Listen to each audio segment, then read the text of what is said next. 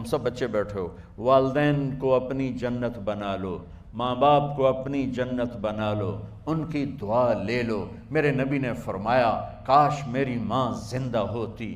ماں کا خاص طور پر منشن کیا، میری ماں کیوں کہ باپ کو تو دیکھا ہی نہیں اور ماں کو دیکھا ہے 6 سال۔ میری ماں زندہ ہوتی اور میں عشاء کی نماز کے مصلی پہ کھڑا ہوتا اور میرے گھر سے میری ماں کہتی محمد، تو میں ماں کے لیے نماز توڑ دیتا۔ میرا نبی کہہ رہا ہے۔ اور جب آپ حج پہ تشریف لے گئے اور ابوا کے میدان سے گزرے جہاں میرے نبی کی والدہ کا انتقال ہوا تھا، اس بات کو 57 سال گزر چکے ہیں۔ 6 برس کی عمر میں مدینہ سے نکلے 3 افراد، میرے نبی کی ماں، میرے نبی کے والد کی باندی ام ایمن، وہ بھی ماں ہیں، انہوں نے بھی دودھ پلایا تھا میرے نبی کو۔ 2 مائیں ہیں، ایک دودھ پلانے والی، ایک پیدا کرنے والی، اور ایک میرے نبی ہیں۔ جب ابوا کے پہاڑوں میں پہنچے تو اچانک ہارٹ اٹیک سے حضرت آمنہ 25 سال کی عمر میں انتقال فرما گئیں، اور میرے نبی نے اتنا اس کا غم لیا۔ 6 سال کا بچہ، میں سن 2000 میں وہاں گیا تھا، میرے آنسوں نہیں رکنے کو آ رہے تھے کہ کہاں میرے نبی کی ماں کو اللہ نے اٹھایا، نہ کوئی آسرا، نہ کوئی سہارا، نہ کوئی رشتہ، نہ کوئی جھولی، نہ کوئی چھاؤں، ایسے تنہا یتیم کر دی۔ جب ان کو پتھروں میں دبا کے نیچے اترے، ام ایمن کو سے ہاتھ چھڑا کر بھاگے اور اوپر پہاڑی پہ چڑھ گئے۔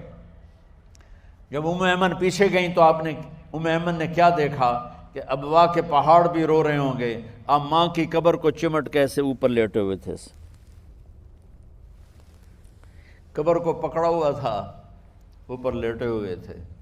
جب ام ایمن قریب آئیں تو سنا آپ کہہ رہے تھے اماں جی آپ کو تو پتہ تھا آپ کے سوا میرا کوئی نہ تھا، آپ مجھے چھوڑ کے کہاں چلی گئی، کیوں چلی گئی؟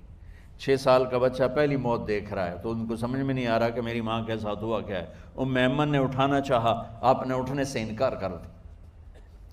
اس صدمے کو سینے میں لیے ہوئے 57 سال کے بعد، 7ویں دن بندہ رو نہیں سکتا، رونا نہیں چاہے تو رونا نہیں آمدا، 57 سال کے بعد آپ اس وادی سے گزرے، اپنے اونٹنی کو ماں کی قبر کی طرف موڑ دیا، اور ان پلرز کو 3 گنا کرو تو وہ پہاڑ بنتا ہے، چھوٹی پہاڑی تھی۔ اونٹنی کو نیچے بٹھایا، اوپر پہاڑ پر گئے، اور یہ مجھے دیکھو، یوں آپ نے گھٹنے کھڑے کیے ماں کی قبر کے سرانے، اور یہ ہاتھ یہاں رکھے اور پھر سر دیا اپنے گھٹنوں میں یوں، پھر رونا شروع کیا۔ اتنا روئے، اپریل کا مہینہ تھا، دھوپ سر پہ پڑ رہی تھی، ہم تو ٹھنڈی دھوپ میں بیٹھے ہیں، شدید دھوپ میں بیٹھے تھے، اور اس کنڈیشن میں یہ بچوں کا سٹائل ہوتا ہے، جب لمبا رونا ہو تو وہ یوں بیٹھتے ہیں سر اندر دے کر۔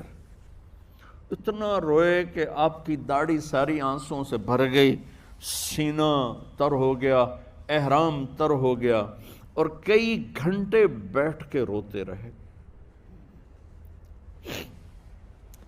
2 جہان کے سردار ہو کر تمنا کر رہے ہیں کاش اماں تو زندہ ہوتی، تو مجھے کہتی محمد میں تیرے لیے نماز توڑ دیتا۔ اور میرے نبی نے، یہ بچیاں غور سے سنو، میرے نبی سے پوچھا گیا یا رسول اللہ قیامت کب آئے گی؟ آپ نے فرمایا یہ تو اللہ کو پتہ ہے۔ میں نے کہا یا رسول اللہ کوئی نشانی بتا دیں، تو آپ نے فرمایا جب بچیاں ماؤں کو ذلیل کریں گی تو قیامت آ جائے۔ جب بیٹیاں ماؤں کے ساتھ بدتمیزی کریں گی اور ماؤں کو ذلیل کریں گی تو قیامت آ جائے گی۔ ایک ماں بیٹی کو میں بھول نہیں سکتا، ماں کے موٹے موٹے آنسو گر رہے تھے، اور بیٹی ماں سے کہہ رہی تھی بھوک نہیں، ہماری اپنی پنجابی زبان، بھوک نہیں، اوئے ہوئے ہوئے ہوئے، یہ تو ہم نوکر کو کہتے ہوئے ڈرتے ہیں، وہ ماں سے کہہ رہی تھی بھوک نہیں، یعنی بکواس نہ کر، اور وہ آگے چپ، صرف آنسو اس کے گر رہے تھے ایسے۔ شاید وہ یاد کر رہی تھی کہ 9 مہینے کیسے اس کو میں نے پیٹ میں پالا، جنتے ہوئے کتنی تکلیفوں سے گزری، اور اس کو دودھ پلاتے ہوئے کتنی راتیں میں نے کاٹ کاٹ کے گزاریں، اور اس کے پیشاب دھوتے ہوئے کتنی دفعہ میں سردی میں ٹھٹھری، اور آج یہ مجھے کہہ رہی ہے بھوک نہیں۔ اس لیے میرے نبی نے فرمایا جس نے ماں باپ کو دکھ دیا، سنو غور سے بچوں سارے سنو، جس نے ماں باپ کو دکھ دیا اس پہ اللہ کی لعنت، اس پہ فرشتوں کی لعنت، اس پہ زمین آسمان کی لعنت، نہ ان کی نماز قبول ہے، نہ روزہ قبول ہے، نہ صدقہ قبول ہے۔ میرے نبی کی زندگی کا دوسرا روپ حقوق العباد، نماز حقوق اللہ میں آ جاتی ہے، میں حقوق العباد کی تھوڑی سی وضاحت کر رہا ہوں۔ ماں باپ زندہ ہیں تو دعا لے لو۔ والدین سے کہتا ہوں بچوں کو عزت دو، جہاں اولاد ماں باپ کے حقوق ہیں وہاں اولاد کے حقوق ہیں، اولاد کو عزت دو، اولاد کو عزت دو، اولاد کو عزت دو۔ بہت سی اولاد کی نافرمانی کا ذریعہ ماں باپ بن رہے ہیں، سختی کر کے، زبردستی کر کے اور ٹھونس کر چیزیں نوکروں کی طرح سلوک کر کے۔ میرے نبی کے گھر میں جب بیٹی فاطمہ ملنے کے لیے آتی تھیں تو میرے نبی بیٹھے نہیں رہتے تھے، یا اب چیئر پہ بیٹھے ہوئے بی بی فاطمہ آ گئی، اب زمین پہ بیٹھے ہوئے ہیں بیٹی آ گئی، اب چارپائی پہ لیٹے ہوئے ہیں بیٹی آ گئی۔ میرے نبی کیا کرتے تھے؟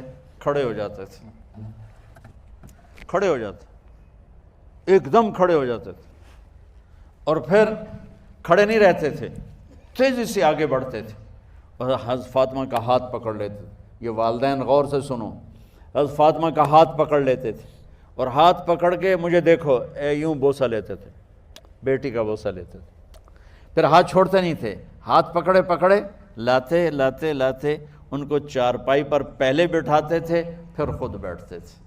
یہ باپ اور رسول ہو کر بیٹی کو یہ عزت دیتے تھے۔ پھر وہ جنت کی عورتوں کی سردار بنی، پھر وہ جنت کے سرداروں کی ماں بنی، پھر وہ اللہ کے شیر کی زوجہ بنی۔ تو والدین سے کہتا ہوں کہ اپنے بچوں کو عزت دو، عزت دو، عزت دو، عزت دو۔ پھر آپ سے زندگی کے بڑے فیصلے ہیں شادی۔ اب لوگ اکٹھے پڑھتے ہو لڑکے لڑکیاں، اپنی شادی کے فیصلے خود نہ کرو، اپنے ماں باپ کے حوالے کرو۔ اس میں شرافت بھی ہے، اس میں برکت بھی ہے، اس میں رحمت بھی ہے، اور اس میں والدین کی دعائیں بھی ہیں۔ کورٹ میرج کو ہوا نہ دو، boy friend girl friend culture ہمارا نہیں ہے۔ میرے نبی کے طریقے میں مرد اور عورت کا صرف نکاح سے تعلق ہے، اس کے علاوہ سب جہنم کی آگ ہے۔ اور والدین سے کہتا ہوں کہ اپنے بچوں سے پوچھ کے رشتے کرو، زبردستی مت کرو۔ میرا معاشرہ بہت سنگین قسم کے جرم کا شکار ہے، بچوں پہ مسلط کر دیتے ہیں، ایتھے ہی کرنی ہے، جٹاں چی کرنی ہے، بٹاں چی کرنی، پتہ نہیں آئے کتوں ہیں جٹ بٹ۔ چلو تم ناراض نہ ہو، راجپوتاں چی کرنی، میں راجپوت ہوں، میں اپنی قوم کو بھی رگڑ دیتا ہوں، راجپوتاں چی کرنی، اگاں کرنی ہی کوئی نہیں۔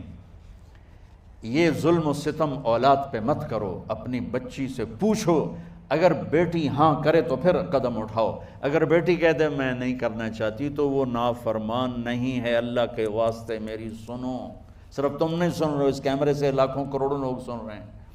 اگر بیٹا یوں کہہ دے کہ ابا میں نے یہاں شادی نہیں کرنی، میرا جی نہیں چاہتا ہے، تو وہ بیٹا نافرمان نہیں ہے، فرما بردار ہے، اس نے شریعت کا حق استعمال کیا ہے۔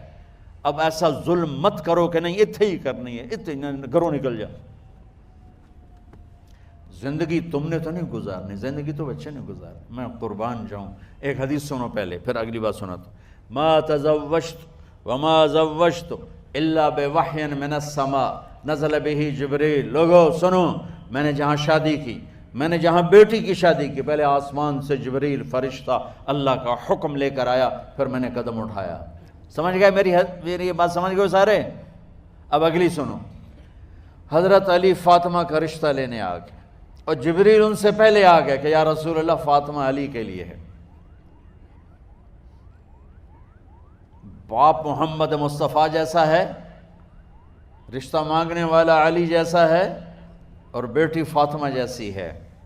اور آپ پوچھتے ہیں علی کیسے آئے؟ وہ شرم کی وجہ سے کچھ کہہ نہ سکے، چپ۔ آپ کو تو پتہ تھا، آپ نے فرمایا فاطمہ کے رشتے کے لیے آئے ہو؟ کہا جی۔ تو جبریل تنال بیٹھا ہوا ہے کہ یا رسول اللہ اتھے ہی کرنا ہے، آپ نے ہاں نہیں کی، آپ نے کہا انشاءاللہ، اور یہ کہہ کر اٹھ گئے۔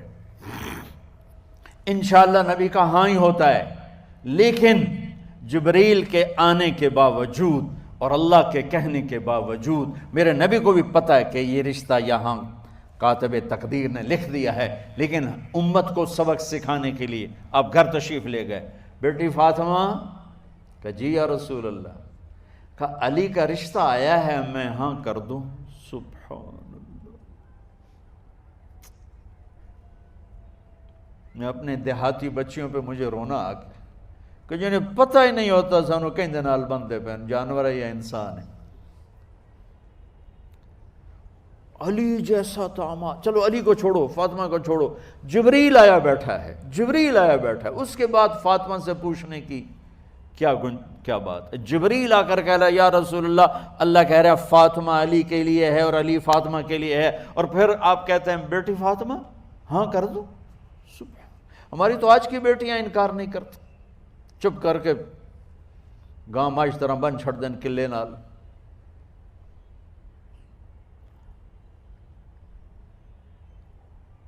کوئی ان کے اندر کے جذبات کو سننے والا کوئی نہیں ہوتا، اپنی انانیت پر یہ فیصلے کرتے ہیں، اور میرا نبی کہہ رہا بیٹی ہاں کر دو۔ سبحان اللہ۔ آپ کا کیا خیال ہے فاطمہ نے انکار کرنا تھا؟ یہ تو یہ بیٹیاں نہیں انکار کرتی تو فاطمہ نے کہاں کرنا تھا؟ لیکن یہ سبق دینا تھا ان والدین کو جو نادانی میں نادانی کے فیصلے کر کے اولاد کو ہمیشہ ایک ٹھنڈی آگ میں دھکا دے دیتے ہیں۔ حضرت فاطمہ رضی اللہ تعالیٰ عنہا نے جب ہاں کی، پھر آپ باہر نکلے۔ اچھا مزے کا واقعہ ہو، حضرت علی اٹھ کے باہر نکلے تو صحابہ باہر کھڑے انتظار کر رہے تھے کہ کیا ہوا۔ حضرت علی کو بھیجنے والے تھے عبد الرحمن بن عوف۔ پہلے ابو بکر گئے تو آپ نے انکار کر دیا، عمر گئے رشتہ مانگا، آپ نے انکار کر دیا۔ عبد الرحمن بن عوف نے علی سے کہا آپ جائیں، آپ کا رشتہ رد نہیں ہوگا۔ کہنے لگے میرا تو ذاتی گھر بھی کوئی نہیں، مجھے کہاں سے رشتہ ملے گا، میں تو بالکل غریب ہوں۔ کہا نہیں تم جاؤ۔ تو واپس آتے انہوں نے عبد الرحمن بن عوف پہ چڑھائی کر دی، ویکھیا ہے نا تو میں نو گلے آئی، انکار ہو گیا۔ تو صحابہ نے پوچھا کیا ہوا؟ کہا کچھ کہا ہی نہیں، چپ کر کے اٹھ گئے۔ تو عبد الرحمن بن عوف کہنے لگے کچھ بولے صحیح، کہ بس اتنا کہا انشاءاللہ کا تو مبارک ہو، نبی کا انشاءاللہ ہاں ہوتا ہے۔